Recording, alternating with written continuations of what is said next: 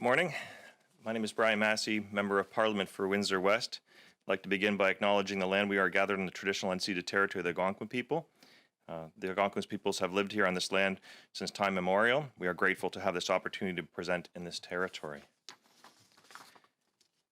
I'm Brian Masse, Member of Parliament for Windsor West, NDP industry critic, and I'm here to talk about the recent CRTC wholesale rate decision changes that have taken place and the effects upon consumers. First, I will, coming from Ontario, want to acknowledge Toronto Maple Leaf fans from last night. The good news is that apparently Mr. Ian Scott is reviewing the decision and will come back with a final conclusion in 2 years from now. So with that, I want to talk about the recent decision by Mr. Scott with the CRTC and how serious this is for Canadian consumers and also for competitiveness in our Canadian economy. This decision the CRTC rejected its own 2019 decision to lower rates, which would have seen smaller provisions for reimbursement for hundreds of millions of dollars and other charges to consumers that had lower prices. This is the internet service providers who were actually accessing this with a fair deal. And this actually goes back to the outdated practice of 2016, where there was extensive consultation that went on for a long period of time. And the issue that was been dealt with was really recently brought up in a cabinet decision, something that the order was issued back in August to review this decision. So the responsibility and the genesis of this actually comes from the current cabinet, creating a lot of confusion. The reality is the incumbents opposed this decision, and they actually went to the courts, and they lost every single time along the way. This is about lowering rates so that actually there was more competition in Canada, and it comes about after decades-long policies to try to actually provide more internet and services for Canadians in a way that's healthier, stronger, and reaches out to all Canadians. We've seen with the pandemic the effect of this. Before that, New Democrats already declared this as an essential service, recognizes its importance not only just to small business, but to consumers and social inclusion. But obviously we've seen with our homeschooling, with our home businesses and home work over the last number of months, in fact going back a year now, that this is essential. Now what's happened is that the CRTC has now reversed its own policy, and we've seen now, right now, prices already rise. So there's a number of different problems that are going on, and one of the things I would want to mention is that what's confused the situation and undermined the confidence in the CRT is the chair who actually said, quote, at a Canadian Toronto Club meeting, that a personal preference or a stronger belief in reliance on facility-based competition is his preference, and that, quote, some of my experiences in the private sector. So what's kind of taken place is that now it's been shaken confidence with the CRTC commissioner and himself. But the bottom line for all of this was the constant review and undermining of cabinet that came in the August 20th request. So the CRTC decision abandons consumers. There's no doubt that consumers that have already these independent service providers are suffering from increased prices right now, but also won't get increased savings, and they also won't get increased competition. We've seen a number of different providers right now question whether they're actually going to continue with some of the work that they're doing. Others are already raising prices, and there's no doubt that this will certainly take the pressure off the three main competitors, especially when right now the fourth competitor, Shaw, is looking to be gobbled up with regards to one of the competitors. So we have an uncertain future. So this also CRTC division reverses abandons competition.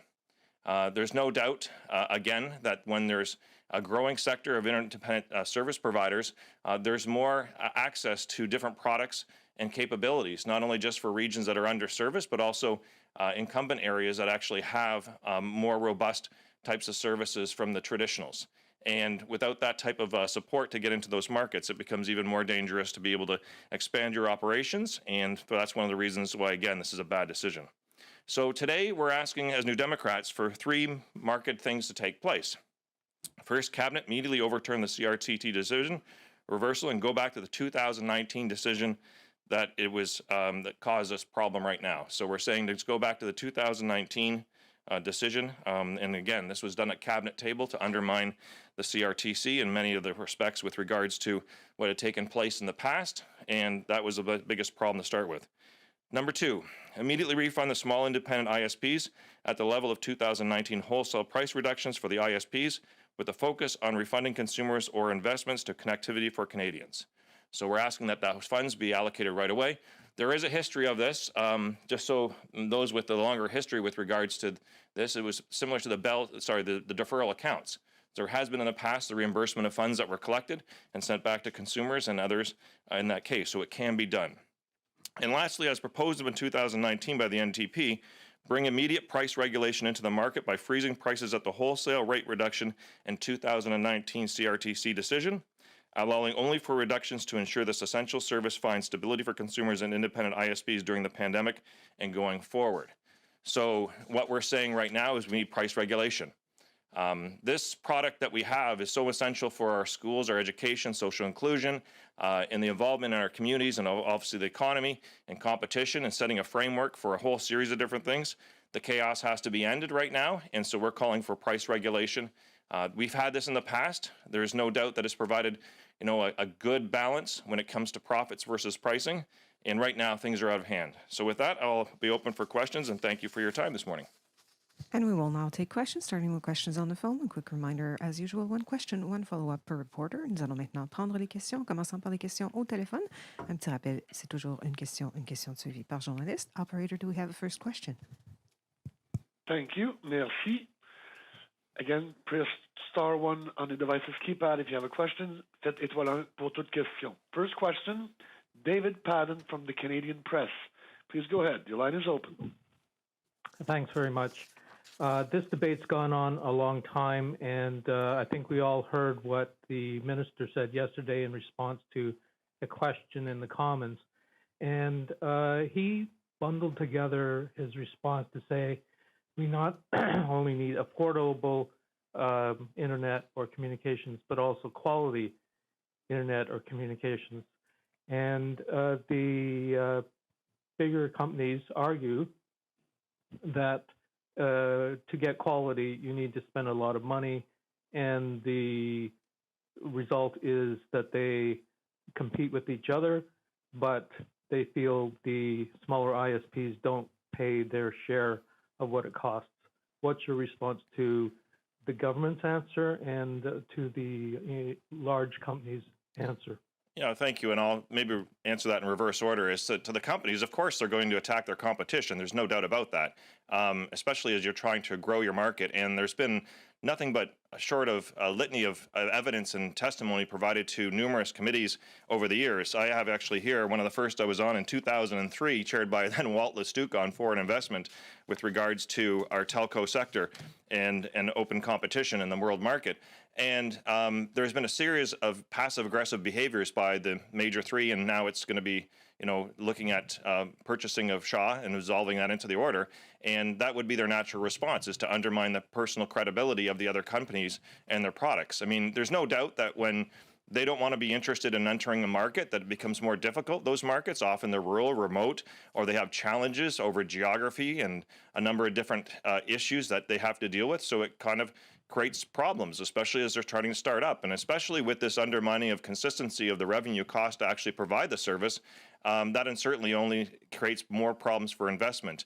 So, I mean, I think you have to take that argument for what it's worth. We've had problems related even to actually them accessing different infrastructure and actually managing their relationships with those companies. And those companies also have come under many reviews and scrutiny with regards to their customer service practices. So, of course, they're going to do a drive-by attack on the others that are providing this.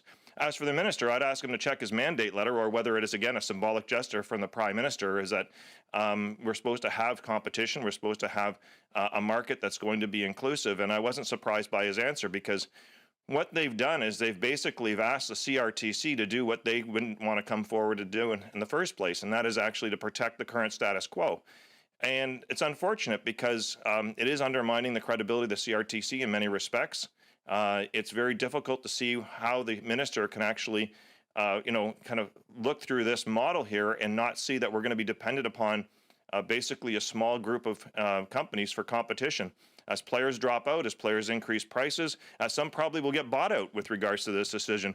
There's all kinds of speculation. And if we're going to go down to basically having basically, it was in the past, Ma Bell run the show for all of Canada, then perhaps, and again, that's another argument for regulation, because consumers aren't doing any better with less competition. Okay, and then could you explain how you think the price regulation you're talking about would work. Are we talking about price regulation at the retail level, because they've attempted to do it at the wholesale level, but they've definitely not attempted to do price regulation for many, many, many, many years at the retail level. In fact, they abandoned that on purpose. Thank you. That's an excellent question, and absolutely.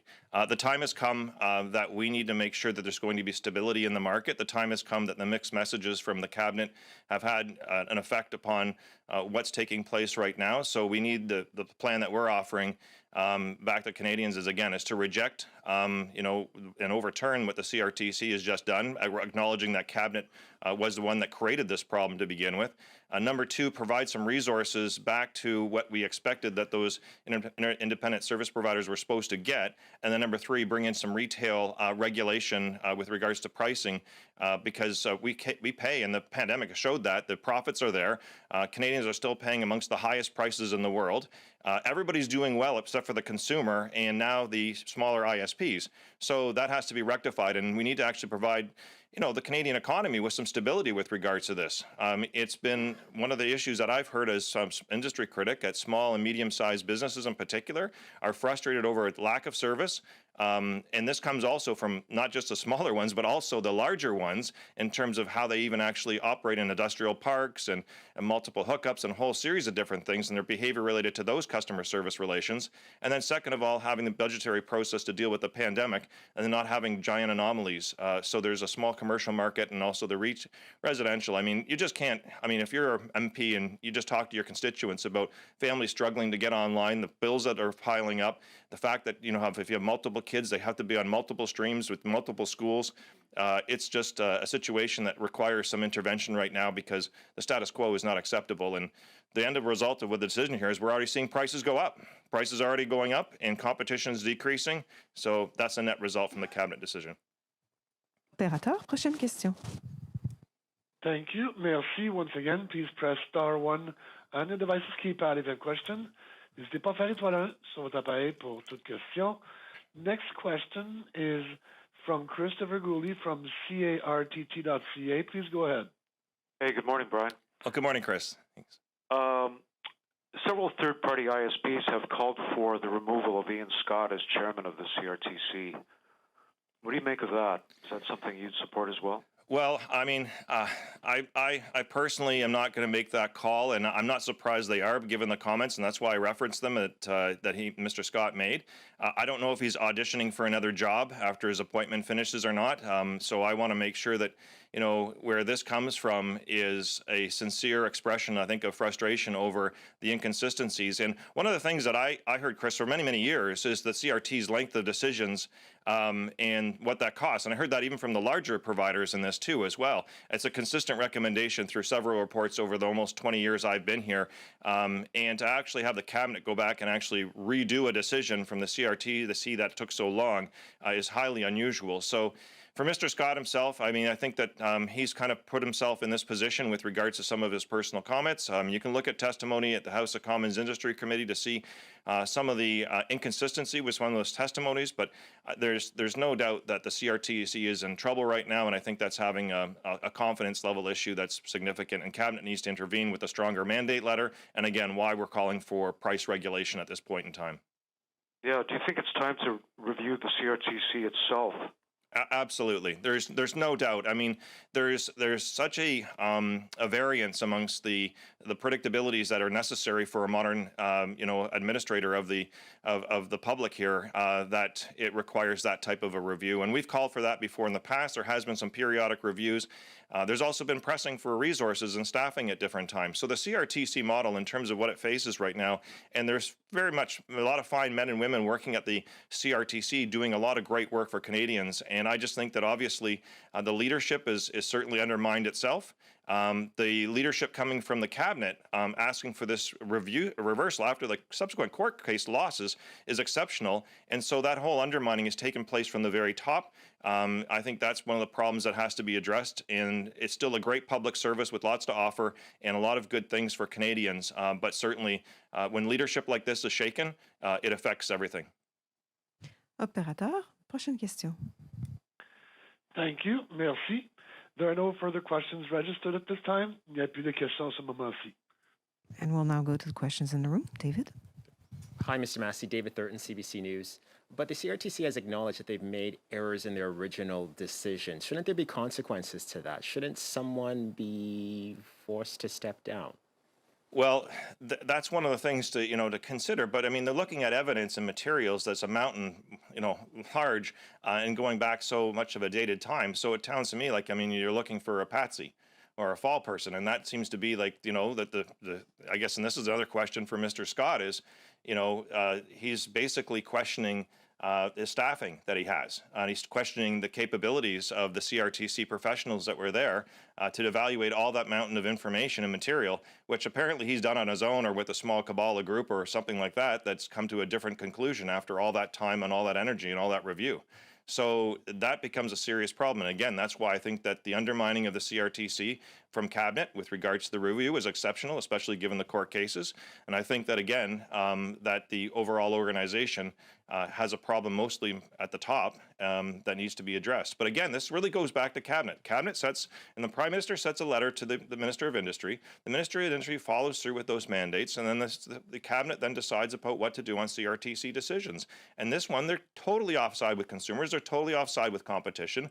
And they've basically reversed all the issues that we've actually tried to deal with in terms of increasing competition. So if the objective of the Cabinet was to lower prices for Canadians and have more connectivity, it certainly failed with what's taken place, because in the market right now, there's a lot of ISPs that are shaken to the core. And they don't normally, I've seen them put up with a lot of abuse over the years. I've seen them put up a lot of things that have been said and decisions that they don't have the accountants, lawyers, and all the different people. They're just trying to make the system work for them and the customers. And they've reached a breaking point. And I think the breaking point, obviously, is when the Cabinet intercedes, especially after court decisions, and decides on something like this, and the CRTC follows through from the head, blaming the past. I don't think that's appropriate. I don't think, how do you fix that? And so again, people are out money, and customers are going to be out service, and customers are going to have to increase prices. So it goes back to Cabinet, you just said. So how do you explain to yourself and to your constituents and to Canadians who want more affordable services why Cabinet has taken this unprecedented step to intervene? Do you have questions about that? Do you want an investigation? Do you want the minister to come before committee to explain that decision? How do you explain this unprecedented intervention by Cabinet? We're definitely looking into those as options as to whether or not we're going to get more explanation from the minister. And to my constituents, I mean, my constituents want more competition, not less. I think the Liberals are out of step on a lot of things. And I think this comes back to symbolism as well. They symbolically talk in letters and on a number of different things about having increased competition, lowering prices, all those different things. But I don't think they understand the average citizen's frustration and concerns over pricing and connectivity. I don't think that they personally have those experiences strong enough in their lives that they realize what takes place in a household when you actually have kids struggling to be online, when you have families that are working at home online, when you have a number of different connectivity issues that you can't even get service, or if you get service, there's different levels and there's different packages and all these different things, and the games that go on by some of the major incumbents trying to win customers back and forth and so off. I don't think they understand the frustration for Canadians. And again, this is why we're calling for right now some regulation to settle down the market for Canadians and to settle down some of their bills. I can't explain Liberals' behaviors for you. I've seen lots of different things over the years. This one was highly unusual, though, because you're asking for a retroactive decision that came against court decisions that also has major expenditures in the market that affected the actual, basically, setup of a 20-year system of trying to increase competition. And I really can't explain Liberals' behavior on this, other than being disconnected to Canadians. Are they bending to industry? Is that your concern? Well, I think there's no doubt that they've often had the ear for industry at the first and foremost. I mean, there's no doubt that there's a tradition of reliance upon basically the major incumbents to actually do different things, and connectivity there's no doubt strong. So I think that's also part of the culture of Ottawa here. I mean, there's just no doubt that the family traditions and rooting of some things go long and deep. And the comfort level is very high. But for me, again, I think that there's a lot of positive things. I don't want to be negative here about every single aspect and player that's in the system right now, but there's something not right here. There's something not right going against 20 years of work, and something not right about trying to go back against a decision that was made in the courts, and it just doesn't all make sense. And I can't figure that out right now. What, as New Democrats, to conclude, what we're proposing is a solution for the short term and potentially the long term. We've actually made this, part of our package for electoral and also previous campaigns. Again, but right now, what we can do, reverse the decision, put back the 2019 rates and make sure that the ISPs are actually refunded the money, and then move towards price regulation in the retail market to ensure stability for everybody as we sort out this chaos. We still have actually a merger taking place, or so-called takeover. These are not good things. These are not good things during a time right now when people depend upon this product too much. And this concludes the press conference. Thank you very much.